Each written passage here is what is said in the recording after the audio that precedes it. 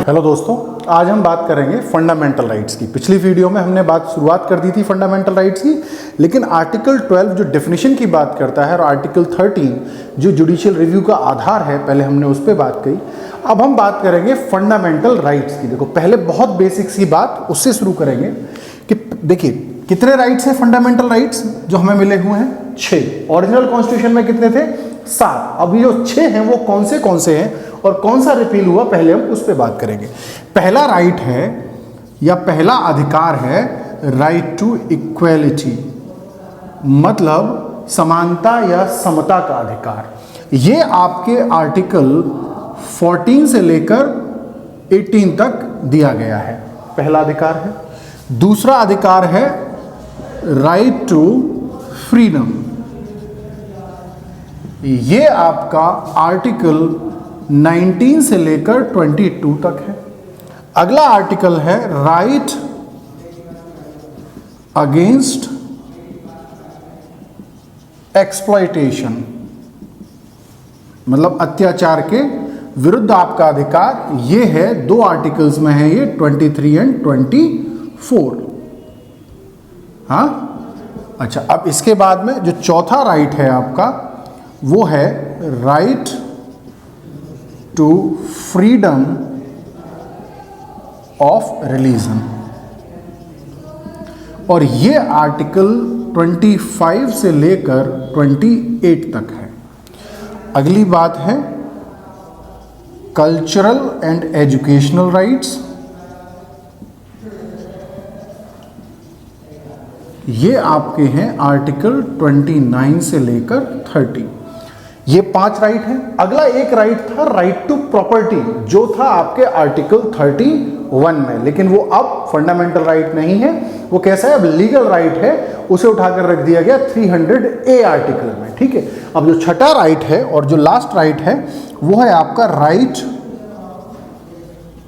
To constitutional remedies, मतलब संवैधानिक उपचार का अधिकार, जो है आपके आर्टिकल 32 में। मतलब 6 आपके आर्टिकल थे, आपके राइट्स हैं। 7वां एक और राइट था जो आपका रिपील हो चुका है। अब हम बात करेंगे 1 बाय 1 हर एक जो है राइट की, और हर एक राइट में अलग अलग आर्टिकल्स अलग अलग बात करते हैं। अभी आज हम बात करने वाले हैं आपसे राइट टू इक्वेलिटी के बारे में, और इसके भी केवल आर्टिकल 14 के बारे में। आर्टिकल 14 क्या कहता है और राइट टू इक्वेलिटी का मामला क्या है, हम उस पर बात करेंगे। राइट टू इक्वेलिटी को जब हम बात करते हैं तो सबसे पहला आर्टिकल आता है आपका आर्टिकल 14। आर्टिकल 14 क्या कहता है? देखो, समझना पड़ेगा। राइट टू, ये क्या कह रहा है? Equality before law. एक और बात कह रहा है, इक्वल प्रोटेक्शन ऑफ लॉ। और मुख्य बात क्या है इस आर्टिकल की? ये कहता है कि स्टेट, जो हम स्टेट की डेफिनेशन पहले ही समझ चुके हैं, वो क्या नहीं करेगा? डिस्क्रिमिनेशन नहीं करेगा in providing equality before law and equal protection of law on the grounds of religion, caste, race, gender and place of birth. मतलब वो सभी को विदाउट डिस्क्रिमिनेशन ये दोनों चीजें प्रोवाइड करेगा। अब यहां समझना पड़ेगा कि जब हम कह रहे हैं इक्वेलिटी बिफोर लॉ तो वो क्या मामला है, और जब हम कह रहे हैं इक्वल प्रोटेक्शन ऑफ लॉ तो वो क्या चीज है। तो ऐसे करके समझेंगे, इक्वेलिटी बिफोर लॉ और दूसरी तरफ इक्वल प्रोटेक्शन ऑफ लॉ। देखिए, पहली बात तो ये कॉन्सेप्ट्स कहां से आए हैं? ये यूके का कॉन्सेप्ट है और ये यूएसए का। इसमें क्या कह रहा है कि no one is above the law, law is supreme. Law किसी को भी कोई स्पेशल प्रिविलेज नहीं देता। हाँ, no one is above law. आप चाहें तो बाद में से स्क्रीनशॉट भी ले सकते हैं। No one is above law, सबके साथ एक जैसा व्यवहार करेगा। नो स्पेशल प्रिविलेजेस कोई विशेष अधिकार किसी भी व्यक्ति को नहीं मिलेगा। ये नेगेटिव कॉन्सेप्ट है।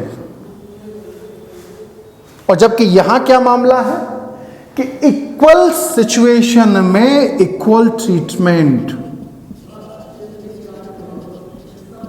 इक्वल सिचुएशन के साथ ही क्या मिलेगा, इक्वल ट्रीटमेंट होगा। यहां क्या मामला था, कोई डिस्क्रिमिनेशन नहीं था। यहां कह रहा है equal situation in equal and equal treatment. या एक और बात समझिए, यहां कह रहा है कोई डिस्क्रिमिनेशन नहीं है, कोई स्पेशल प्रिविलेज नहीं है, कोई डिस्क्रिमिनेशन नहीं है, लेकिन ये पॉजिटिव डिस्क्रिमिनेशन की बात करता है। पॉजिटिव डिस्क्रिमिनेशन या कहें कि सकारात्मक भेदभाव करने की बात ये करता है। मतलब क्या है और ये नेगेटिव कैसे है और ये पॉजिटिव कैसे है, इसको जरा समझते हैं। देखिए यहां क्या कह रहा है कि किसी को कोई विशेष अधिकार नहीं है, चाहे कोई अमीर है, गरीब है, लोक अधिकारी है, सरकारी अधिकारी है, कोई प्राइवेट व्यक्ति है, कोई भी है, कानून सबके लिए समान है। मतलब अगर कोई अपराध किसी ने भी किया तो उसके लिए जो सजा है वो सबके लिए समान है। यह है भारत में। ये नेगेटिव क्यों है, क्योंकि ये अधिकारियों को, सत्ताधारियों को सत्ता का दुरुपयोग करने से रोकता है। ये कैसा है, लिमिटेशंस लगाता है।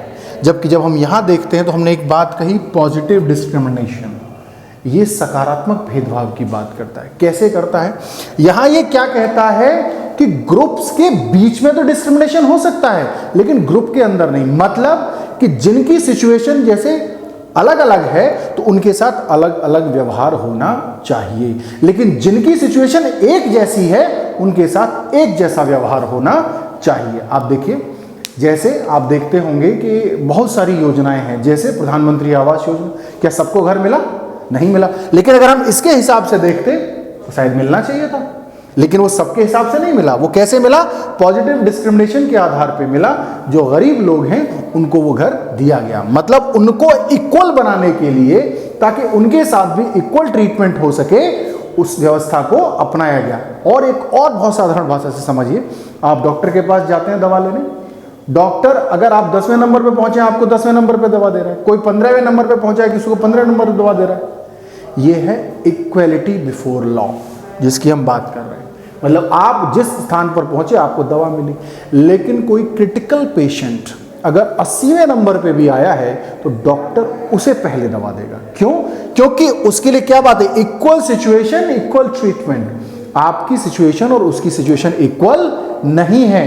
किसकी बात कर रहा है? पॉजिटिव डिस्क्रिमिनेशन की बात हो रही है। जिसको जहां जरूरत है उसको उस स्थान की लाने की बात हो रही है। बात समझ में आ रही है? इक्वलिटी बिफोर लॉ और इक्वल प्रोटेक्शन ऑफ लॉ क्या है। अब यहां से एक बात और समझेंगे, आर्टिकल 14 के कुछ एक्सेप्शंस भी हैं, मतलब कुछ अपवाद भी हैं जहां पर कि ये लागू नहीं होता है, उसे भी समझ लेंगे। नंबर 1 अपवादों को जानेंगे। पहला अपवाद है आर्टिकल 361। आर्टिकल 361 मतलब प्रेसिडेंट एंड गवर्नर्स, इनको कई सारी स्पेशल प्रिविलेजेस प्राप्त हैं। जैसे during their tenure they can not be summoned in the court, इनके खिलाफ कोर्ट में कोई कार्रवाई नहीं हो सकती for their official work. Equality before law नहीं है। अगला आर्टिकल 361A, ये स्पेशल प्रिविलेजेस देता है, स्पेशल राइट्स देता है टू मीडिया।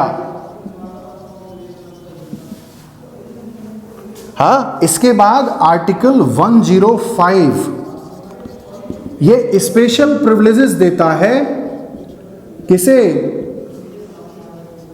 एमपीज को। Article 194 special privileges for MLAs, विधायकों को स्पेशल प्रिविलेजेस देता है। इसके अलावा जितने भी फॉरेन रूलर्स हैं, जो विदेशों के शासक हमारे यहाँ आते हैं, या डिप्लोमेट्स हैं, जो भी डिप्लोमेट आते हैं, किसी भी देश के डिप्लोमेट हों, या फिर जितनी भी यूनाइटेड नेशंस ऑर्गेनाइजेशन की जितनी भी एजेंसीज हैं, उनके जो रिप्रेजेंटेटिव्स हमारे यहाँ आते हैं उनको एक चीज मिलती है, उसे कहते हैं डिप्लोमेटिक इम्यूनिटी। और ये डिप्लोमेटिक इम्यूनिटी क्या है, इसका मतलब सीधा सा इतना है कि यदि हमारे यहाँ ये कोई अपराध कर भी देते हैं तो यहाँ इन्हें सजा नहीं हो सकती, इन्हें केवल डिपोर्ट किया जा सकता है।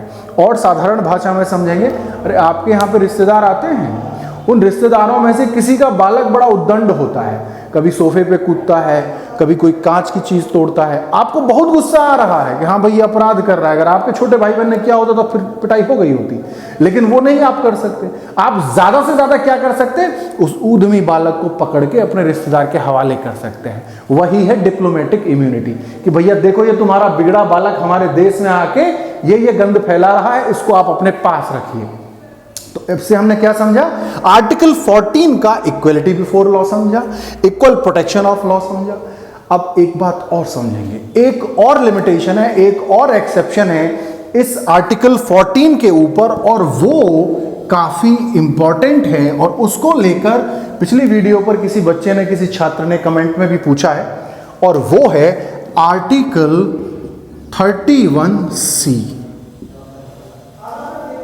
आर्टिकल 31C, आर्टिकल 31C के बारे में हमारा सुप्रीम कोर्ट क्या कहता है, ये कहता है article 31C comes in, article 14 goes out. इसका मतलब क्या है, मतलब कि जहां आर्टिकल 31C अप्लाई हो रहा होगा वहां से आर्टिकल 41 गायब हो जाएगा। लेकिन ये 31C कहता क्या है, ये बात कहता है कि अगर राज्य स्टेट 39 जो कि डीपीएसपी पे हम पहुंच गए, आर्टिकल 39 का बी और 39 का सी, अगर इन दोनों को अप्लाई करने के लिए कोई भी कार्य कर रहा है किसी भी तरह का, उस कार्य को आर्टिकल 14 के वायलेशन के लिए कोर्ट में चैलेंज नहीं किया जा सकता। मतलब आर्टिकल 31C सुप्रीमेसी दे रहा है, वरीयता दे रहा है किसको, डीपीएसपीस को ओवर फंडामेंटल राइट्स।